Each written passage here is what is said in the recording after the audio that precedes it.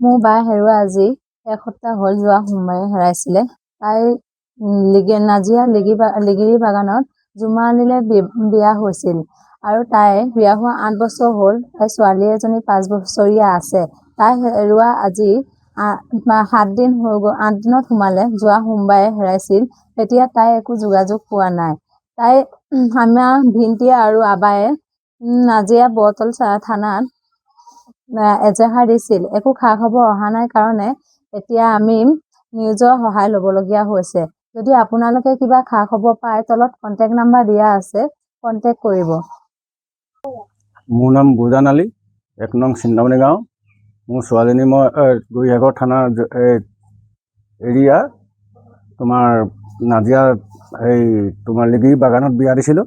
আজি মোৰ ছোৱালীজনী হেৰুৱাই এসপ্তাহ হ'ল। থানাত তোমাৰ যোগাযোগ কৰিছোঁ। থানাই আজিলৈকে একো উত্তৰ দিয়া নাই। সেইটো কাৰণে আজি নিউজত আমি দিছোঁ। তাই ধৰা নাম্বাৰ দিছোঁ, তাতে যদি কোনোবাই পায় যোগাযোগ কৰিব মোক। যিকোনো খবৰৰ বাবে যোগাযোগ কৰক আমাৰ এই নম্বৰত 9181 307 2221।